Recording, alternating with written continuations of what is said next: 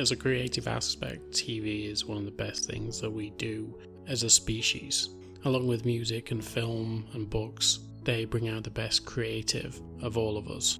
They entertain and they bring so much joy to many. They invoke emotion and enable us to feel things that we bury sometimes deep down. That's what this podcast is for. Welcome to A Million Little TV Shows. This is what I call the breakdown while I break down. Each week I will go through a different TV show, a different season of that TV show, and different episodes of that show. And I will break down not only emotions, but I will break down stories from my life, and let you know why these TV shows mean so much to me, and why I believe that they are some of the most important shows out there. This podcast is here to highlight a lot of smaller TV shows, or TV shows that don't really get a platform, because we know of a bunch of TV shows that get a multitude of different podcasts. Ted Lasso, Game of Thrones, The Office, they've all got several podcasts out there analysing all types of different things. But there's not many out there for the little guy, and that's what I'm trying to highlight. So each week I will go through a different show, different seasons, different episodes, and I will go across all different kinds of genres and different countries to bring you what I believe is some of the best TV out there.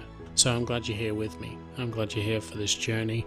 And if you've watched the shows before and you wanted to come here and get an analysis on them and have someone go through them and pick out bits that you might have enjoyed, then I'm glad you are here. If, however, you have never watched the show and you just want to come and have someone talk in your ear about different TV shows, I'm glad you are here. But I hope that it inspires some people to go and seek out these TV shows. They deserve to be watched. They were made with love and care, and they are the same as this podcast, made with love and care. I am your host, Mike, and I will take you through every adventure, every horror, every piece of drama, and I hope that you enjoy the show.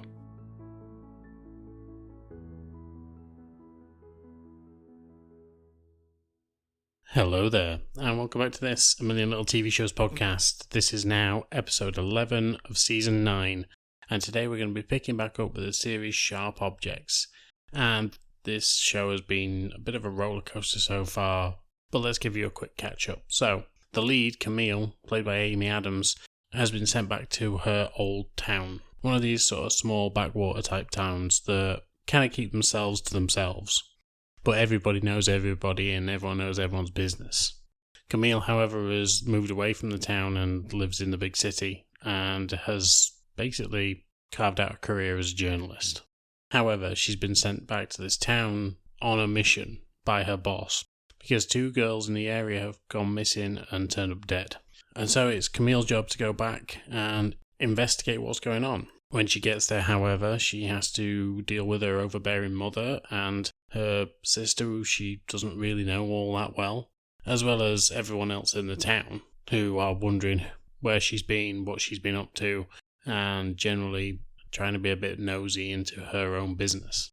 Years earlier, Camille lost her sister, who she seemed very close to and seemed the apple of her mother's eye. We're not sure where Camille's father is at this point, because her sister is from a different father, who currently lives with Adora, who is Camille's mother. Amma is basically the apple of her mother's eye again. She is very similar to Camille's dead sister, Marion, and this causes a lot of confusion for Camille because it seems like her and her mother have been at loggerheads for the longest time, and being back in this situation where she can see a lot of herself in Amma, but also she can see a lot of Marion in Amma, it's quite a jarring contrast because when Amma is at home, she is a princess. She watches all her P's and Q's, she doesn't step out of line. However, she has a secret life because she is constantly out, she's constantly partying with boys, drinking, doing whatever young teenagers get up to. However, she is hanging around with boys that she really ought not to. She is 14 at the time, and the girls that have gone missing are also her age. And we find out at the end of the last episode that actually she knew the girls. She used to hang around with these 2 girls, and now maybe there is a target on her back. But anyway, I think it's time to get into it now. So, this is Sharp Objects, the mini-series, episodes 5 to 8.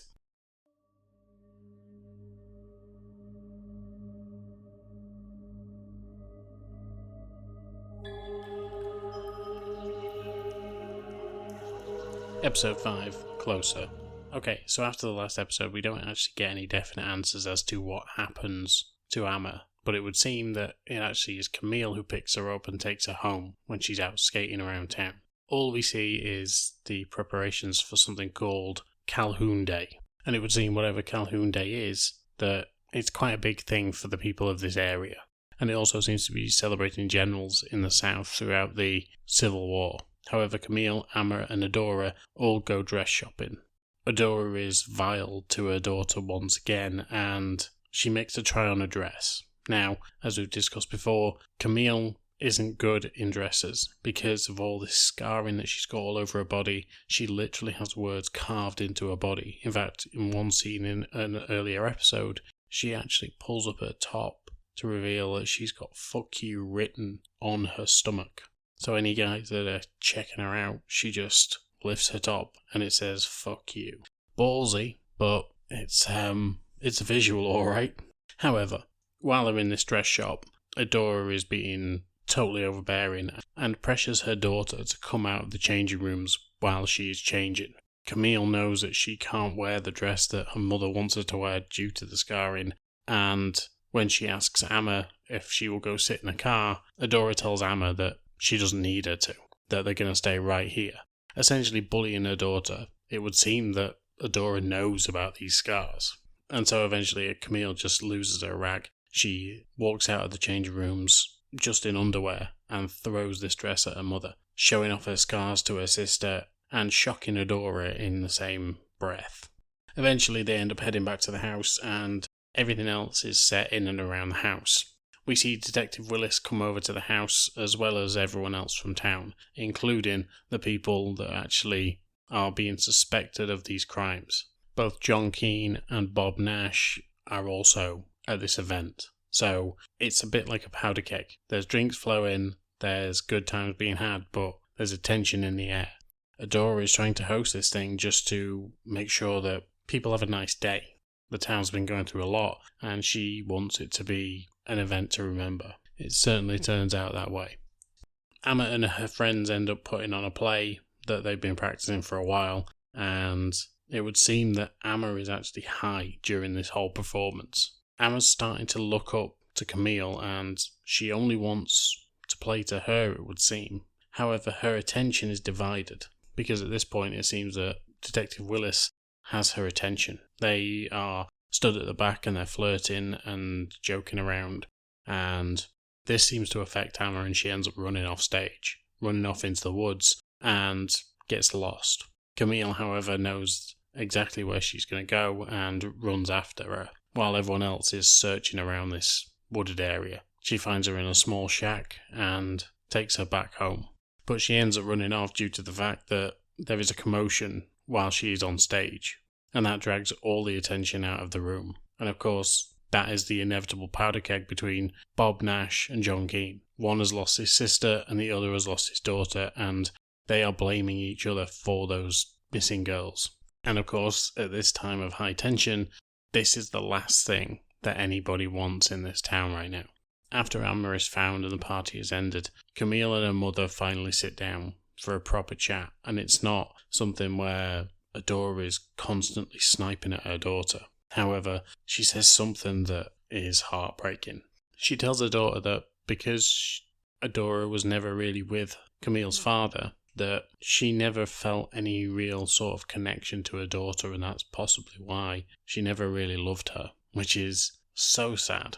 And it makes a lot of sense why Camille is the way that she is. She is a broken child, and seeing the fact that her mother could actually love someone when her younger sister Marion came along, and now with Amma, it's so abhorrent to not love your child in that way. And so that night, Camille goes to the only place that she knows that she will actually get some comfort.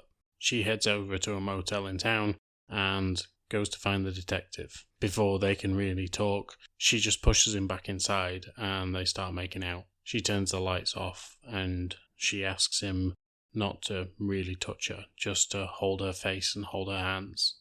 All this while they end up having sex. But it's all under the direction of Camille, because she just wants a closeness. She just wants someone to actually want her after finding out that her mother never did.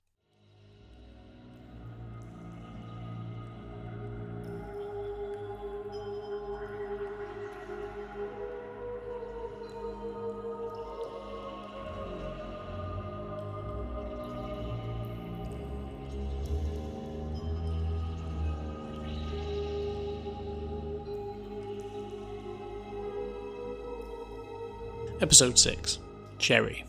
So it would seem that the fact that Camille is actually writing this article, and obviously it is being discussed around town, it seems to be taking a toll on Adora.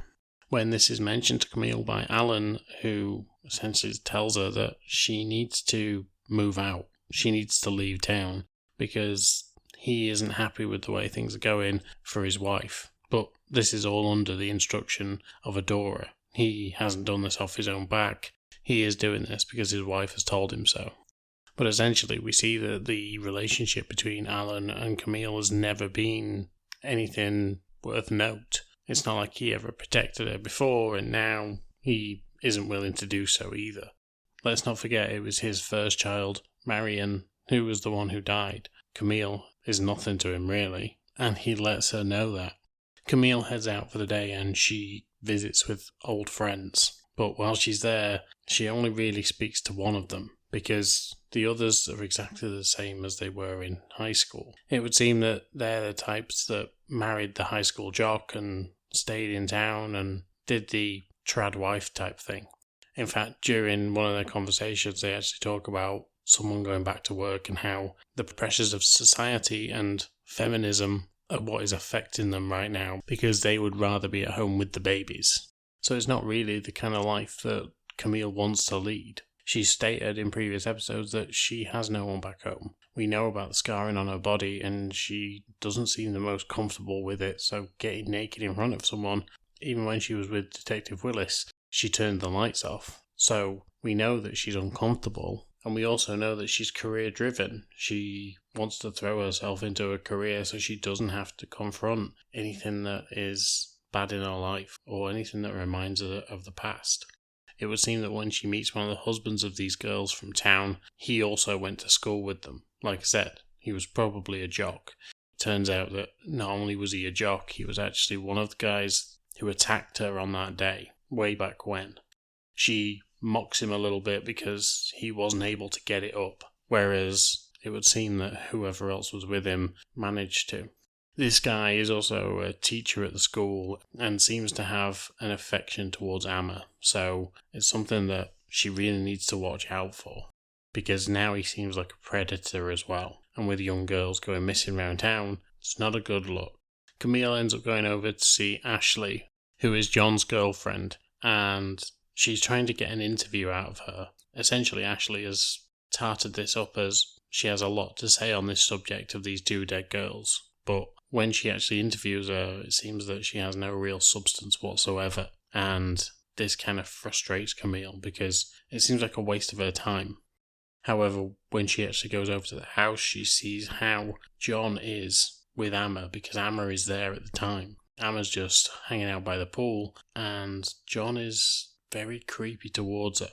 He says some things that he really shouldn't be saying to a girl who's 14, when he's quite clearly a lot older and has a girlfriend. And not only that, is hanging at his girlfriend's house. Not that it would be right any time, but that's kind of pissing where your chips are. Detective Willis, however, is trying to look into Camille's past. He's found out that she used to be in a psych ward and has gone over to actually find out what kind of psych ward this is. When he speaks to a doctor there, this doctor tells him that this is for people who hurt themselves and not hurt others. And he begins to understand why Camille has been so evasive towards him. He's obviously starting to have feelings for her, but he needs to know what the hell's going on. He isn't exactly going the right way about this, but then again, Camille isn't very forthcoming with any of this. And he feels he needs to know what he's getting himself into. Back with Camille, that night she ends up going to a liquor store and buying some booze. However, when she comes out, Amma is there waiting for her. Amma and her friends offer her a lift and say that they will take her home before they head off to this party, but Amma's insistent throughout all of this that she wants to hang around with her sister and no amount of protest from her sister is actually going to work. Camille gets in the car and they drive off, but they don't take her home. Amma ends up giving her a pill of oxy, and then Camille starts to chill out a little bit. She's also got the booze with her, and she's been drinking because, of course she has. She's not stopped drinking throughout this fucking show. And so they head to this house party, and while they're there, Camille comes inside. Not much after that, both John and Ashley turn up, and they get thrown out of the party essentially because everyone keeps calling John a killer, or a baby killer, or a child killer. Ashley can't take it, and she takes him home. Amma wants Camille to stay at this party, and she takes her upstairs with her friends, and it just seems very odd. The way Amma acts around her sister is a little bit incestuous, it feels. She's a bit too obsessed with her sister, and even when they're playing a game where essentially she's passing a pill of ecstasy around, Amma puts it on her tongue and passes it to her sister via her mouth, essentially kissing her older sister. Later that night, they end up back at the house, and they seem to have bonded quite a lot. But once again, Camille is trying to set boundaries with Amma and tells her that maybe they should stay in their own rooms tonight. But Amma is ready to raise hell as soon as that is mentioned. She starts running towards the house, and eventually Camille has to bow to her whims. And so that night, they end up staying in bed together. But since both Camille and Amma are both high, Camille starts seeing visions. She looks in a mirror because she feels somebody holding her hand, and when she looks, it's her younger sister who tells her, "You aren't safe here."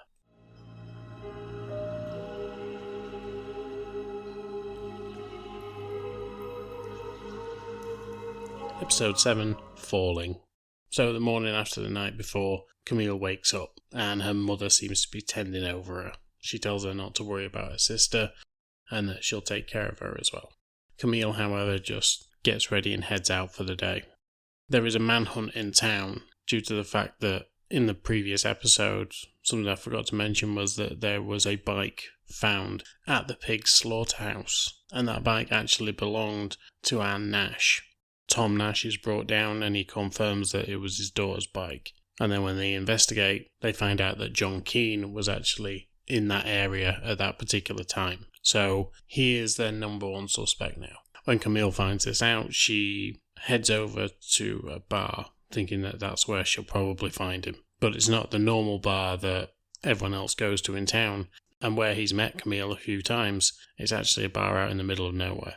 She goes out, she chats to him, and she tries to convince him that he needs to speak up. He needs to tell his story. If he didn't do this, then he needs to make them prove it. There is evidence that isn't in his favour, but it's all circumstantial at this point. The cops want him to confess so that they don't have to do any more work. However, at this point, he is drunk and he is acting very depressed. He's essentially saying things like, "I don't care if they just take me in and execute me." The death of his sister seems to have really taken a toll on him, and Camille takes him to a motel. She takes him up to her room and tries to make sure that he drinks plenty of water and gets some rest before he gets arrested, or at least hands himself in.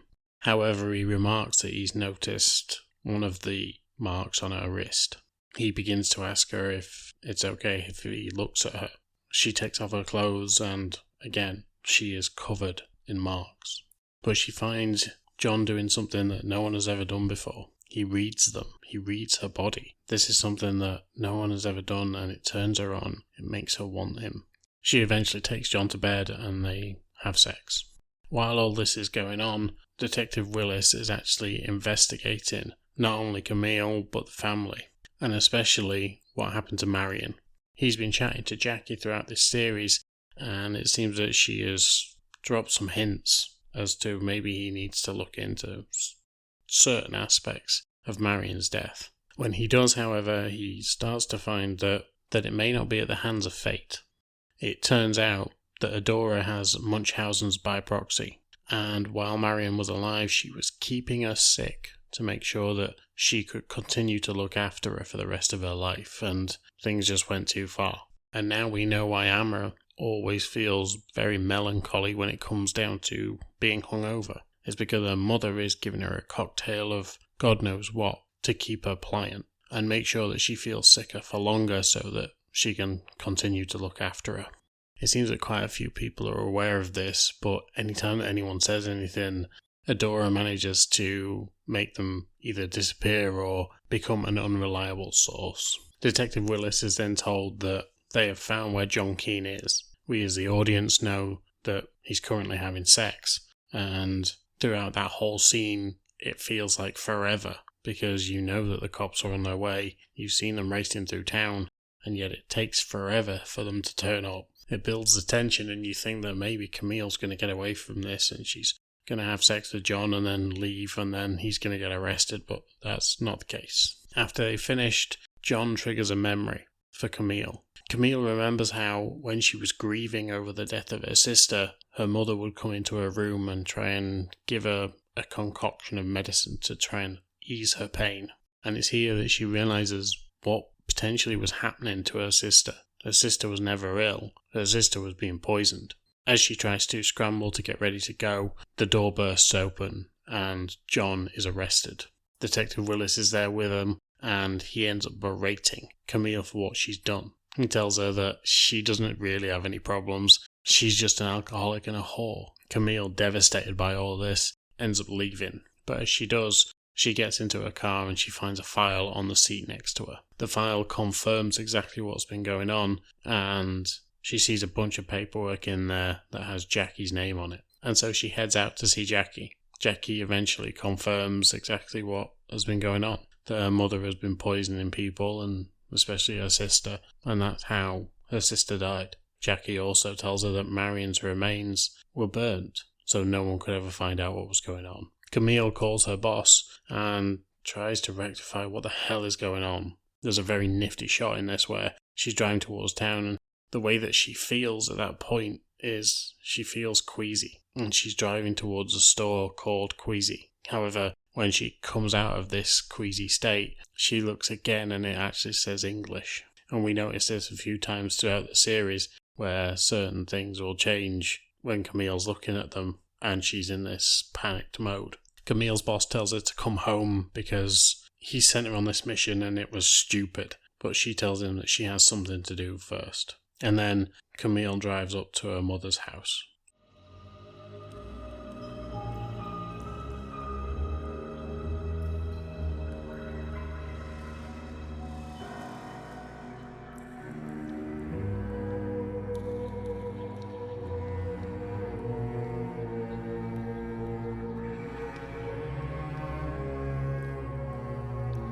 Episode 8, Mill.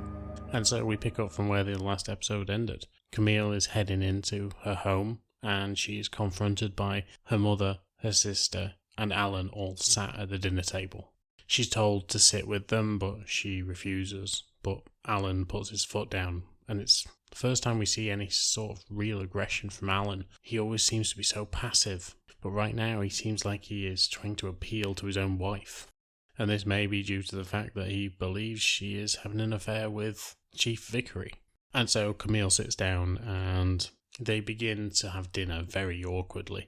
Eventually Amma starts to stir. She seems drugged up. It seems like her mother has already gotten to her and she seems out of it. Her mother tells her that they need to put some more medicine in her because she's burning up. She is not a well girl and she needs to be looked after, just the way Mummy does it. Just as Adora starts taking her upstairs, Camille has to jump into action. She has to get her mother away from her sister, and the only way she can think to do that without having Alan's wrath as well is to actually go along with her mother's plan. So she essentially tells her mother that she's not feeling well. Her mother instantly jumps into action. This is what she's wanted this whole time, her daughter to need her. Not be the tomboy that she's always been, but to be her little girl. She takes Camille upstairs and leaves Amma where she stood. It seems that whatever ailments Amma has doesn't matter now. She's got her golden goose, so to speak, and she's taking her upstairs. Once up there, she gets Camille to remove her clothes, put on a nightie, and get into bed. Camille is actually in Adora's room at this point, and it had been made note of earlier on in the season when Detective Willis had been taken into that very same room, that the floor was actually made of elephant ivory, so from elephant tusks, and it seems that they'd been shaved down into cross sections and placed in the floor. And it was always something that Camille had never been able to walk on. We see clips of her throughout the episode wanting to walk on the floor, wanting to just touch it, but she never does, because she knows that she would probably get in trouble with Adora. However, now she is allowed to. She walks on the floor, she walks into the bedroom, and she is told to undress and get into a nightie. Camille gets into bed and her mother starts creating a concoction, and so now Camille is at her mother's whims. Her mother forces her to take her medicine and Camille falls asleep. During the night, she has crazy dreams about her sister Marion and also remembers people like Alice, as well as the time when she opened her wrists. The next morning comes and we see Vickery heading into the station, and he's doing the interview with John Keane, as well as Detective Willis in there. John professes his innocence as always, because he is innocent and he doesn't want to incriminate himself in any of this. It would seem that his girlfriend has fitted him up for this, potentially due to outside interference, possibly from Adora. And so after the interview, Willis and Vickery discuss whether he is actually potentially the person that they should be looking at, and neither of them really come to any drastic conclusion that they've got the right man. And so all they're going to continue to do is try and push him on this, but both of them think that he's near to breaking, but is it for the right reason? When Camille wakes up, her mother is downstairs and she is making a new batch of whatever this concoction of drugs is. She tries to get up and look for her phone. She wants to make contact with Willis. She knows that if she gets in contact with him, he will come and he will help. But her mother has took her phone and hidden it. Amma, at this point, still heavily drugged up, comes in and says that her sister shouldn't walk around too much. It would seem Amma has now got a tolerance for this, but she tells her sister that she feels better if she's just crawling around. It would seem whatever this concoction is really knocking these girls out.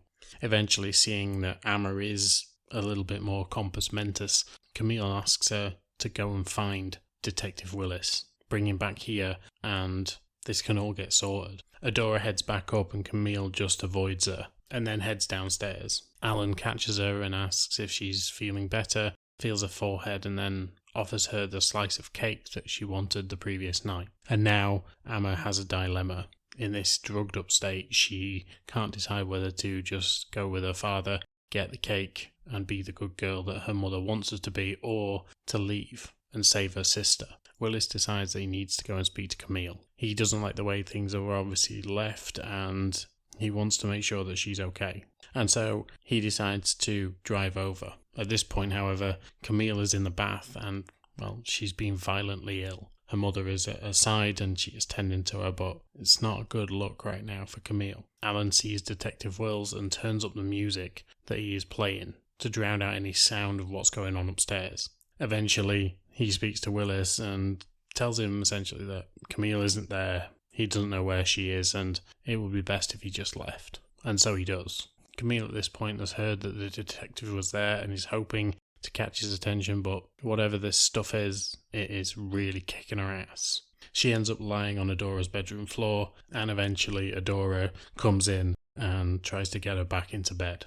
It would seem that Camille is about ready to give up, until moments later when the police turn up at the door and Vickery and his team arrive. There's commotion downstairs, Adora is arrested, and Willis and Camille's boss turn up in her bedroom. Now, in the previous episode, Camille had called her boss and told him that she thinks it's her mother who's done this, and so he's come across the county to make sure that the police know about this. He obviously can't get hold of Camille and has now decided to spring into action. He, the police, and Willis all head over to Adora's place. They find Camille upstairs, they find Amma, they're both out of their mind, and it's here that, for the first time, Willis sees the scars all over Camille's body. And so they're both saved from this tyrannical mother. This mother who would prefer to keep her daughters ill than to actually help them or see them live their lives. Months later, we see that there is a trial. We see that Amma goes to see her mother in jail with Camille by her side, but Camille doesn't see her mother.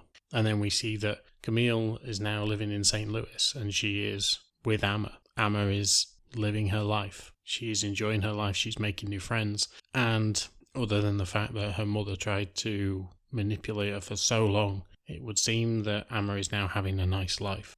Camille starts to suspect some things about Amma, though, and throughout the episode there was a huge dollhouse that was in the same shape as the house that they lived in, and whenever Amma was ill, she would play with this dollhouse. Camille finds something in the trash that Amma's friend had actually created for this dollhouse. She picks it up and she takes it through to the other room. At that point, just as she's placing it in the house, she spots something under one of the pieces of furniture.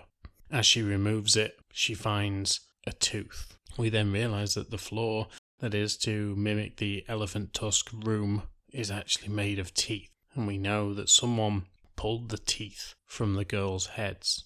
Amma appears behind Camille, and Camille looks at her, and Amma just says, "Don't tell Mama."